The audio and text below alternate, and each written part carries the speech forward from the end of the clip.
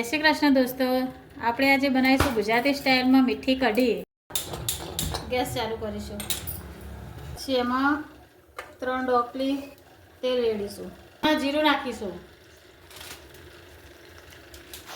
આપણું જીરું લાલ થઈ ગયું છે, એમાં થોડી હિંગ નાખીશું।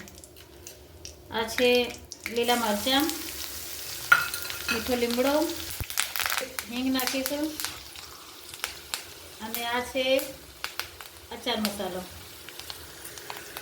આ છે અચાર મસાલો, આપણે જે નેક્સ્ટ વિડીયોમાં બતાવ્યો હતો તે એમાં કઢીમાં થોડો નાખવાનો।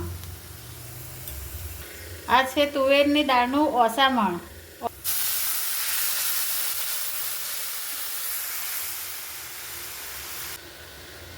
પછી નાખીશું એમાં થોડું લાલ મરચું,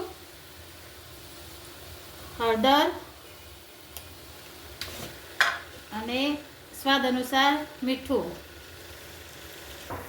આપણે મીઠી કઢી બનાવી છે એટલે એમાં નાખીશું 2 ચમચી ખાંડ। જો તમે ગોળ ખાતા હોય તો ગોળ નાખજો।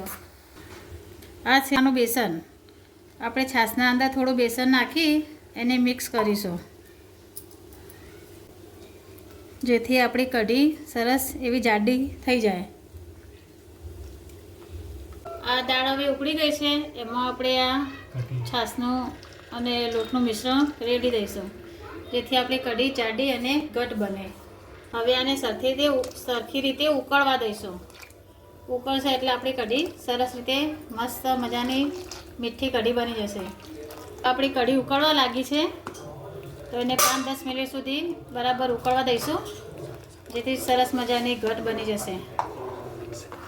અને મિક્સ કરતું રહેવાનું, જેથી સરસ રીતે ઉકળી જાય। ચલો દોસ્તો, આપણી કઢી તૈયાર થઈ ગઈ છે। એમાં નાખીશું થોડી કોથમીર। આ કઢી તમે તમારા ઘરે બનાવીને ટેસ્ટ કરજો, પછી મને કોમેન્ટમાં લખજો કે કેવી બને છે। અને મેં તમને જે પહેલાં કહ્યું કે દાળની ઓસામણની કઢી બનાવી છે, એ આ તુવેરની દાળ છે એના પાણીની આ કઢી બનાવી છે। અને આ ભાત છે છૂટું, અને છૂટી દાળ, ભાત અને કઢી। આ ખાવામાં બહુ જ સરસ લાગે છે। જો તમને બનાવતા ના ફાવે તો કોમેન્ટમાં કહેજો, તો હું તમને ફરીથી ફૂલ રેસીપી બતાવીશ। જો આ વિડીયો તમને પસંદ આવે તો લાઈક અને કોમેન્ટ કરજો કે તમને કેવું લાગે છે। Thank you.